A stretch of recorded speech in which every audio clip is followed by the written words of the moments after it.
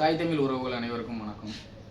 இன்றைக்கி நான் எதை பற்றி பேச போகிறேன்னா, இந்த ஆணவ படுகொலையை பற்றி தான் பேச போகிறேன். ஏன்னா ஒரு ஒரு குடும்பம் அப்படி பண்ண உடனே அவங்களுக்கு அதுக்கடுத்து திங்க் பண்ண முடியாமல் அது யாரோ அந்த ஒரு குடும்பம் பண்ணுற தவறுனால ஒட்டுமொத்த சமூகத்தையும் நம்ம குறை சொல்கிறது தவறு. என்னோட கருத்து இது, என்னோட தனிப்பட்ட கருத்து இது. ஏன்னா எல்லா சமூகத்திலையும் நல்லவனும் இருப்பான், கெட்டவனும் இருப்பான். ஒரு சில பேர் என்ன நினைப்பாங்கன்னா, என் குடும்ப கௌரவம், நான் ஒரு குறிப்பிட்ட ஒரு வட்டத்துக்குள்ளே அவங்க வாழ்ந்துட்டு இருப்பாங்க. ஏன்னா எனக்கு என் குடும்பம் தான் முக்கியம், நான் இப்படித்தான் அப்படிங்கிற மாதிரி ஒரு வட்டத்துக்குள்ளே அவங்க வாழ்ந்துக்கிட்டு இருப்பாங்க. அதில் ஒரு சில பேர் இப்படி ஊடுருவும் போது இந்த மாதிரி வரும்போது அவங்களால அதை ஏற்றுக்க முடியல, ஜீரணிக்க முடியல. அதனால இந்த ஆணவ கொலைகள் நடக்குது. அது ஒரு 2 குடும்பத்துக்குள்ள பிரச்சனை. உண்மையாகவே இது சாதி பிரச்சனையே கிடையாது. எனக்கு தெரிஞ்ச பொறுத்தளவு உண்மையிலேயே இது சாதி பிரச்சனை கிடையாது, 2 குடும்ப பிரச்சனை. இந்த 2 குடும்ப பிரச்சனையை இவங்களோட அரசியல் லாபத்துக்காக ஒட்டுமொத்த இதில் கொஞ்சம் பேர் ஒட்டுமொத்த பேர் இவங்க 2 பேரும் நல்லா வாழ்றதும், இவங்க மக்கள்கிட்ட போய் நாங்கள் தான் உங்களுக்காக வேண்டியிருக்கோம்னு சொல்கிறதுக்காக இவன் பேரை வெளியே ரீச் பண்ணிக்கிறதுக்காக இந்த ஜாதியில் உள்ளவனும் சரி அந்த ஜாதியில் உள்ளவனும் சரி ஒட்டுமொத்த சமூகத்தையும் உள்ளே கொண்டு இழுத்து விடுறதான்.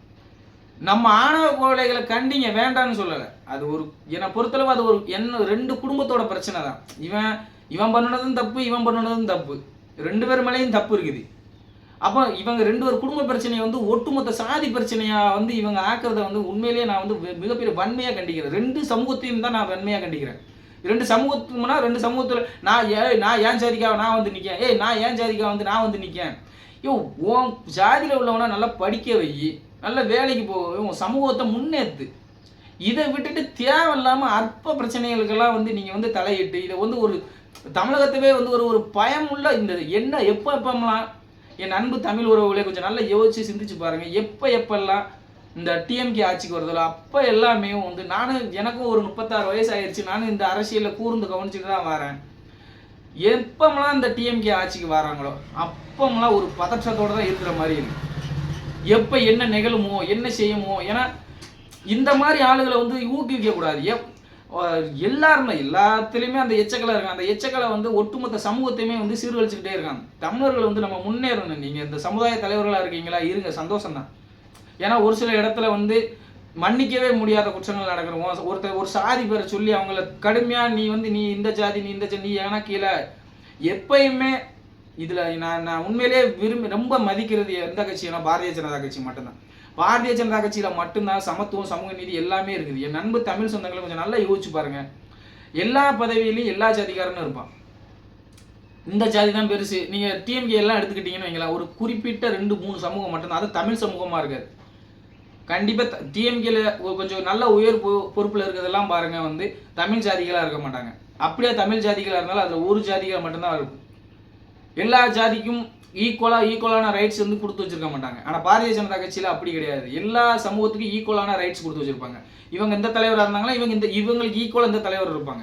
இப்போ இவங்களுக்கு ஈக்குவலாக இந்த தலைவர் இருப்பாங்க. எல்லா ஜாதியிலையும் ஈக்குவல் ரைட்ஸ் கொடுத்து வச்சிருக்கிறது எதுனா பாரதிய ஜனதா கட்சி தான். ஆனால் நம்ம வெளியே சொல்றது கிடையாது. நாங்கள் தான் சமத்துவ சமூக நீதி உள்ள ஒரே கட்சி பாரதிய ஜனதா கட்சி தான். எந்த இடத்துலையும் தமிழம் சொல்லில் காட்டாமல் செயலில் காட்டுற ஒரே கட்சி பாரதிய ஜனதா கட்சி தான். பாரதிய ஜனதா கட்சி தமிழகத்தில் இந்த ஆணவ படுகொலைகள் இதெல்லாம் நடக்கக்கூடாது, ஒரு கரெக்டான ஒரு தமிழகமாக வரணும்னு நினச்சா பாரதிய ஜனதா கட்சி ஆட்சியில் மட்டும்தான் முடியும். பாரதிய ஜனதா கட்சியால் மட்டும்தான் முடியும். ஏன்னா பாரதிய ஜனதா கட்சி தான் ஓன் ஜாதிக்கு முக்கியத்துவம் கொடுக்கும், இவன் ஜாதிக்கு முக்கியத்துவம் கொடுக்கும், இவன் ஜாதிக்கு முக்கியத்துவம் கொடுக்கும். தெளிவாக எடுத்து சொல்லிடுங்க, இந்த மாதிரி இப்படி தான் இருக்கணும். இந்த மாதிரி தேவையில்லாமல் வன்முறைகளை தூண்டி விடுற எந்த ஒரு தலைவர்களையுமே பாரதிய ஜனதா கட்சி ஆதரிக்காது. நீ பேசுகிற பேச்சு தப்பு. என்னைக்குமே அவன் ஜாதி அவனுக்கு முக்கியம், அவன் மதம் அவனுக்கு முக்கியம். எவன் ஜாதியும் எவனும் தமிழர்களாக பிறந்த யாருமே எவனுக்கும் குறைஞ்சவன் கிடையாது. இவன் பெரியவன் அப்படிலாம் இல்லை. ஒரு குறிப்பிட்ட ஏரியாவில் நீ பெரிய ஸ்ட்ராங்காக இருந்திருப்ப, அவன் ஏரியாவில் அவன் ஸ்ட்ராங்காக இருந்திருப்பான். தமிழனா பிறந்த அத்தனை பேருமே வீரம் தான், எவனுமே கோலை கிடையாது.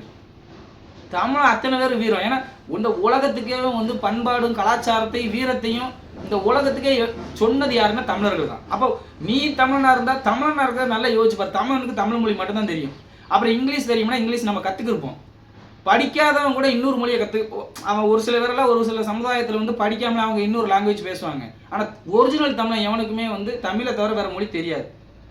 அடுத்த மொழி இங்கிலீஷோ ஹிந்தியோ ஏதோ ஒரு மொழி தெரியணும்னா நம்ம இருந்திருப்போம், படிச்சிருந்திருப்போம், அதனால தான் தெரிஞ்சிருக்கும். நம்மளை வந்து இந்த ஜாதியால் பிரித்து வச்சது யாருன்னா, நான் திரும்ப திரும்ப சொல்கிறது 1923 அப்புறம் தான். நீங்கள் நல்லா எடுத்து வரலாறுலாம் எடுத்து படித்து பாருங்கள். 1923 அப்புறம் தான் நம்மளை சாதிகள் இருந்திருக்கு, ஆனால் ஒற்றுமையாக தான் இருந்திருக்கிறாங்க. இந்த மாதிரியெல்லாம் வந்து சாதி கொடுமைகள்லாம் நடக்கவே இல்லை.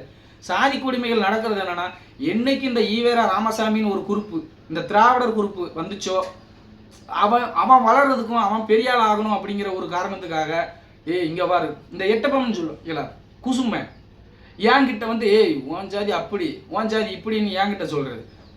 ஒன்று அவன் அப்படி சொன்னான், ஆனால் அவன் அப்படி சொன்னான், நீ தான் அவனுக்கு பெரிய ஆள், ஆனால் அவன் அப்படி சொல்லிட்டான் இப்படி சொல்லிட்டான்னு ஏன்ட்ட வந்து சொல்கிறது. அப்புறம் நான் என்ன 1 2 சொல்கிறத போய் அங்கே போய் சொல்கிறது. இந்த குரூப் யாருன்னா இந்த ஈவேரா ராமசாமி குரூப்பு தான். தயவு செஞ்சு என் அனைத்து தமிழ் சொந்தங்களும் தமிழர்களாக நீங்கள் நினைச்சிருங்க. ஏன் ஜாதி மதத்தால் பிரிஞ்சு கிடந்து எதுக்கு இப்படி நம்ம சண்டை போடுறதுனால டிஎம்கே காரனுக்கு தான் லாபம். டிஎம்கே காரன் யாருன்னு உங்களுக்கே தெரியும். நீங்கள் என் அன்பு தமிழ் சொந்தங்களை கொஞ்சம் நல்லா யோசிச்சு பாருங்கள். இப்போ முதல்வராக இருக்கிற ஐயா மு க ஸ்டாலின் அவர்களை வந்து அவர் பேசுகிற எந்த நிகழ்ச்சிகளாக இருக்கட்டும், அவர் பேசுகிற எந்த நிகழ்ச்சி வேணாலும் நீங்கள் நான் பாரதிய ஜனதா கட்சிக்காரன் அப்படிங்கிறதுக்காக இவன் வந்து சும்மா அந்த டிஎம்கே மேலே குறை சொல்லிக்கிட்டே இருக்கான் அப்படின்னு நீங்கள் நினைக்கவே கூடாது. நான் வந்து பொய்யே சொல்லலை. நீங்கள் எந்த நிகழ்ச்சிகளை வேணாலும் ஐயா மு க ஸ்டாலின் அவர்கள் வந்து கலந்துக்கிட்டு பேசுகிற எந்த நிகழ்ச்சியை வேணாலும் எடுத்துக்கோங்க, எப்படியாவது தமிழை தப்பு பேசுவார்.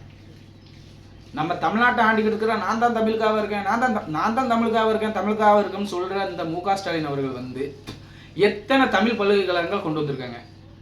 நீ எத்தனை தமிழ் பல்கலைக்கழகம் கொண்டு வந்து அதுக்கு மத்திய அரசு உதவி பண்ணலை?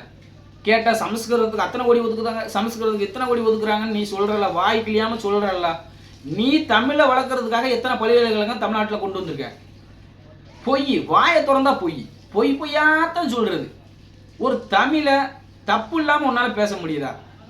என் அன்பு உறவுகளை கொஞ்சம் நல்லா யோசிச்சு பாருங்கள். ஐயா பாரத பிரதமர் நரேந்திர மோடி நம்மளுக்கு பிரதமராக வந்ததுக்கப்புறம் தான் அவருக்கும் நம்ம தமிழுக்கும் சம்மந்தம் இல்லை. நம்ம இந்தியர்கள் அவ்வளோதான், ஆனால் தமிழுக்கும் அவருக்கும் எந்த சம்மந்தமும் கிடையாது. ஆனால் எந்த நாட்டுக்கு வேணாலும் போகட்டும், நீங்கள் முதல்வர் மு க ஸ்டாலினே எடுத்துக்கோங்க, ஐயா பாரத பிரதமர் நரேந்திர மோடிஜி அவர்களையும் எடுத்துக்கோங்க, எந்த நாட்டுக்கு வேணாலும் போகட்டும் நம்ம தமிழை தான் பேசுவார்.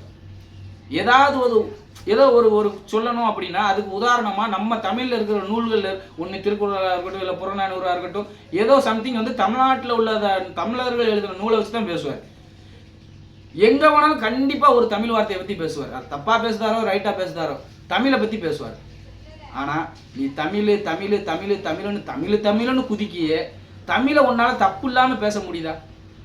சரி ஏதோ ஒரு இடத்துல கொஞ்சம் சிரிப்பாகி தப்பாக பேசிடலாம். எங்கே போகிற வர இடம் இல்லாமல் நீ என்னது தமிழ் தப்பு இல்லாமல் பேசியிருக்க? அப்போ நீ என்ன தமிழை என் உறவுகளை என் தமிழ் சொந்தங்களை நீங்கள் நல்லா யோசிச்சு பாருங்கள். தமிழை இவர் வளர்க்க என்ன செஞ்சார்? நீங்கள் தயவு செஞ்சு கேட்கணும். பாராளுமன்றத்தில் அமித்ஷாஜி சொல்லுவார், தமிழ்னு சொல்கிறாங்களே, மருத்துவ படிப்பை தமிழில் கொண்டு வர முடியுமா, இன்ஜினியரிங் படிப்பை தமிழில் கொண்டு வர முடியுமான்னு கேட்கற இந்த எம்பிக்கள் எவனுமே பதில் சொல்ல துப்பு இல்லை.